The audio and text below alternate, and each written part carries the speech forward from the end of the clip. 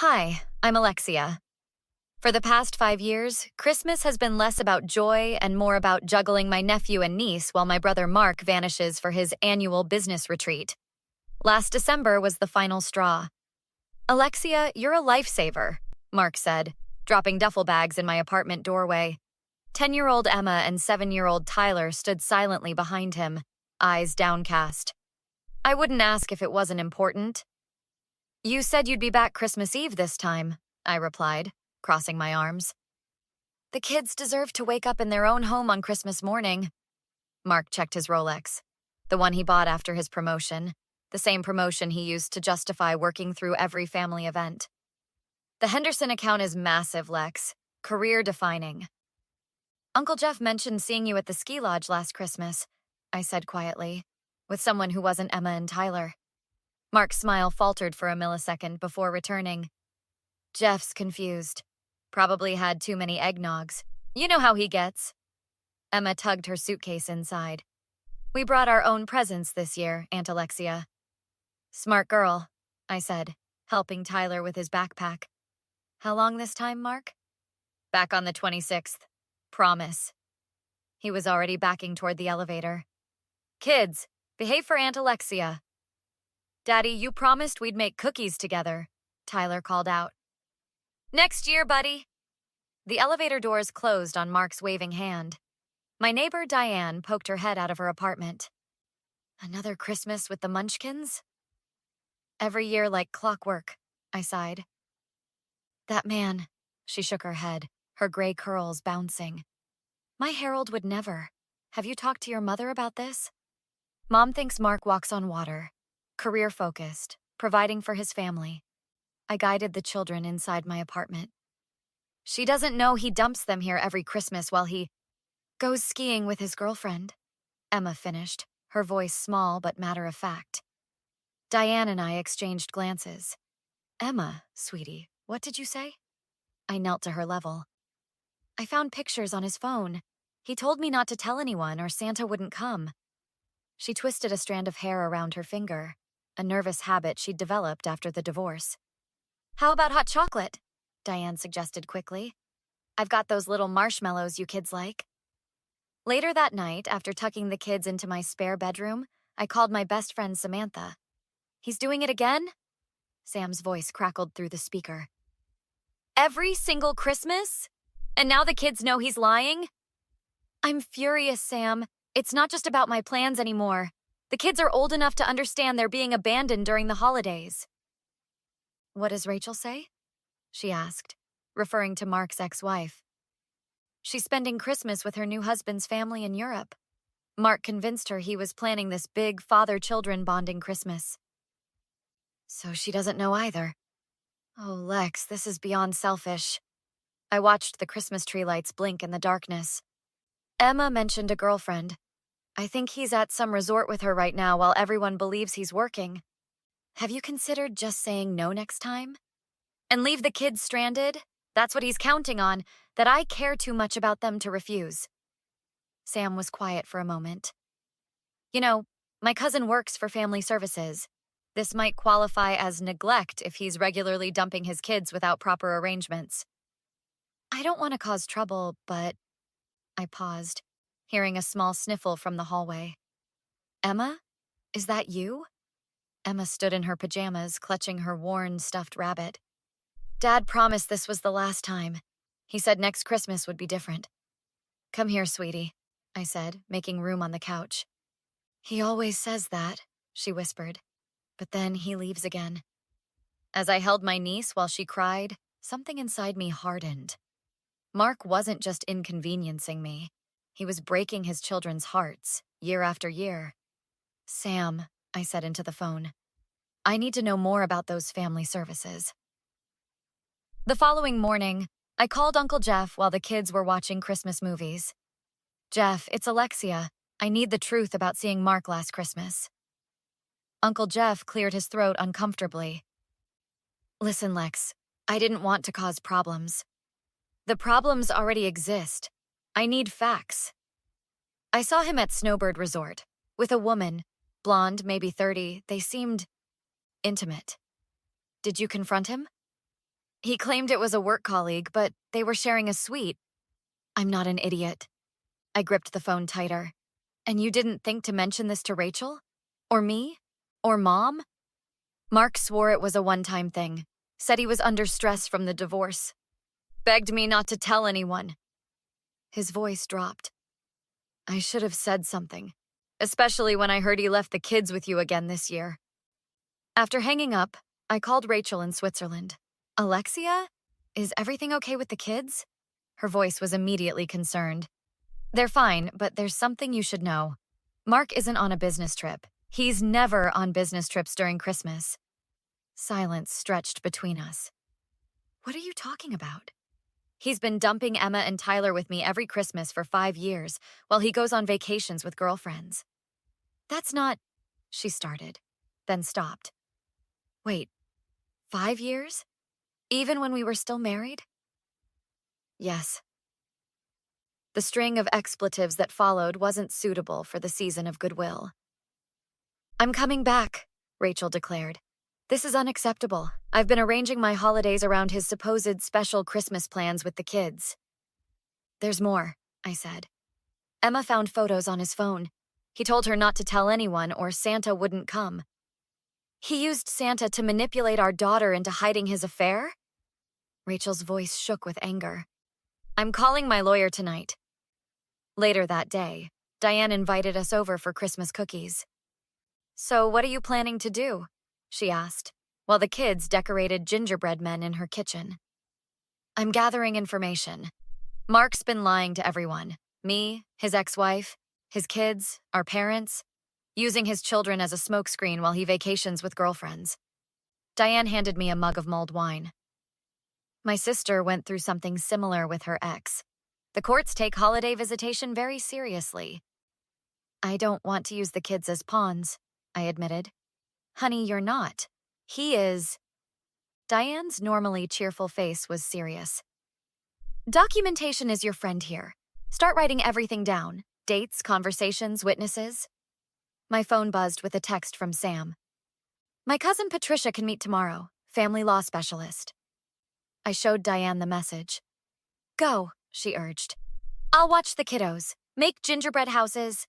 You don't have to... Alexia Morgan, she cut me off firmly. I've watched this happen for years.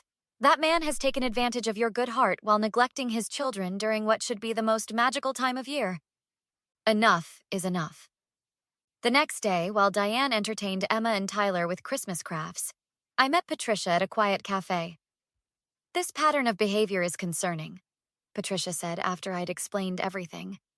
Especially using the children as a cover story for personal activities and threatening them to maintain secrecy. What can I do? He's their father. Patricia tapped her pen against her notepad. Courts generally prefer to maintain parental relationships, but they prioritize the children's well-being. We need documentation of the pattern.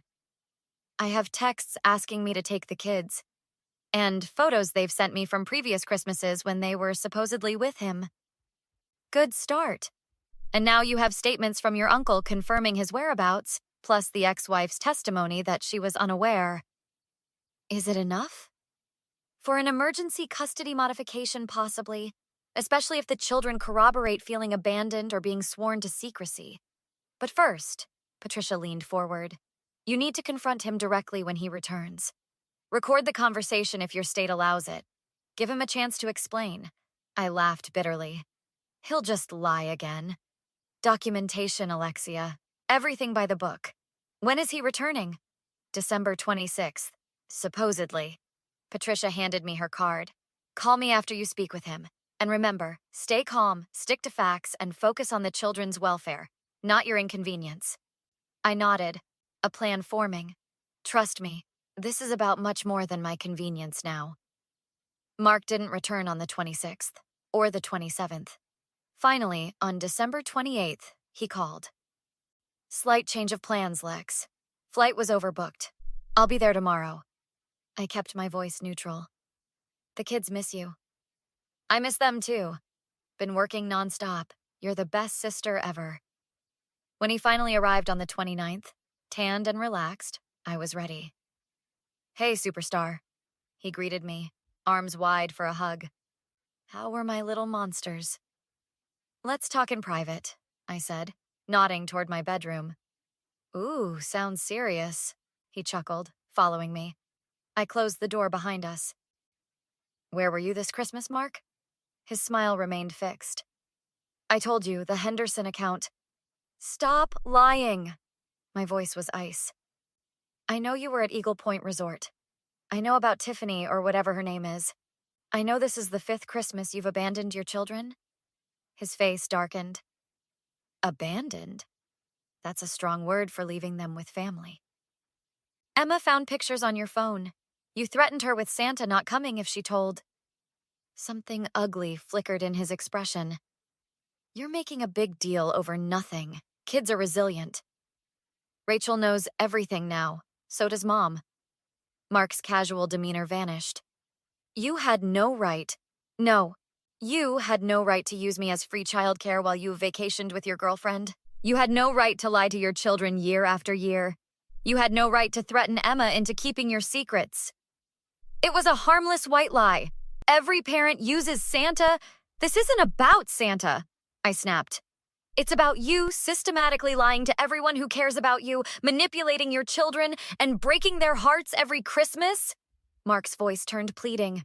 Lex, come on. I work hard all year. Don't I deserve some time off? Not at your children's expense. I'll make it up to them. Next year will be different, I promise. I laughed bitterly. You say that every single year. Emma remembers, even if you don't.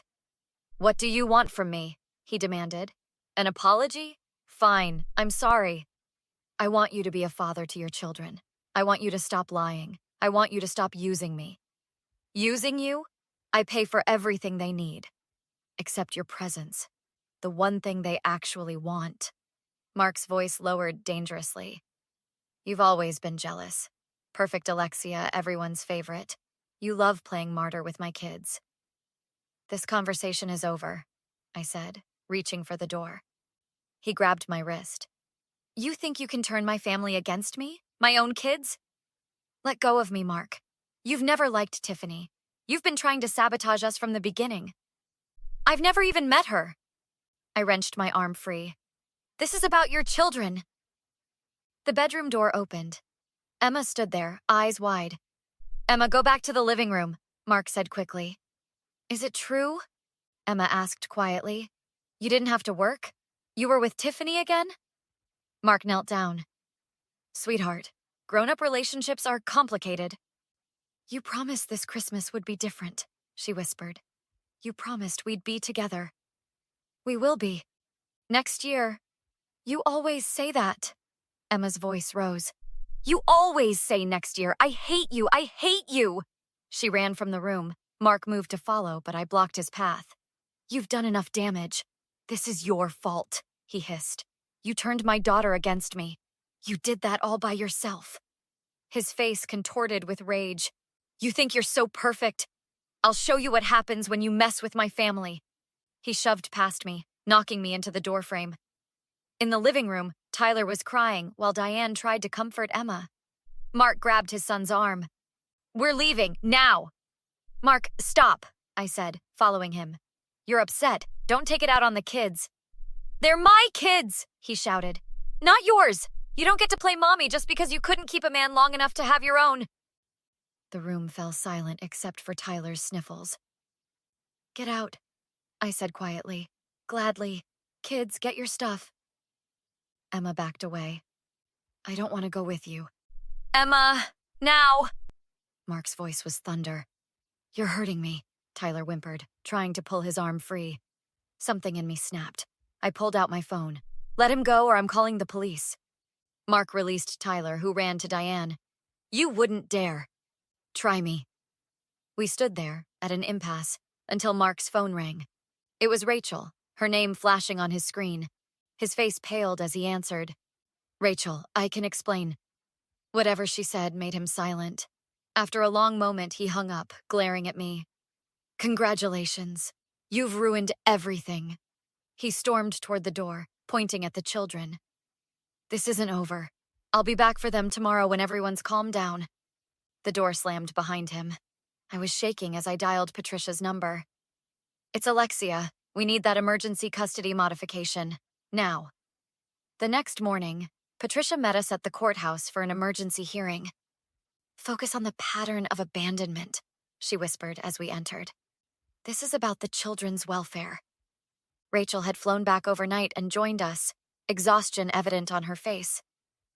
I can't believe I believed his lies for so long, she said. Inside the courtroom, Mark glared at me while the judge reviewed our documents. Miss Collins, explain why this requires emergency intervention, Judge Hernandez said. Patricia stood. Your Honor, we've documented a 5-year pattern of Mr. Morgan abandoning his children during Christmas, lying about business trips while vacationing with companions, and recently becoming physically aggressive when confronted. Mark's attorney countered, This is simply a family disagreement. Mr. Morgan has every right to arrange childcare with relatives. Arranging childcare is one thing, the judge replied. Fabricating business trips to abandon visitation is another. Uncle Jeff testified about seeing Mark at ski resorts. I presented the text messages and photos. Emma spoke privately with the judge, whose expression darkened afterward. I find Mr. Morgan's behavior constitutes a pattern of abandonment and emotional manipulation. The court grants temporary custody to Miss Rachel Morgan with supervised visitation for Mr. Morgan pending a full hearing. This is ridiculous! They're my children! Mark shouted.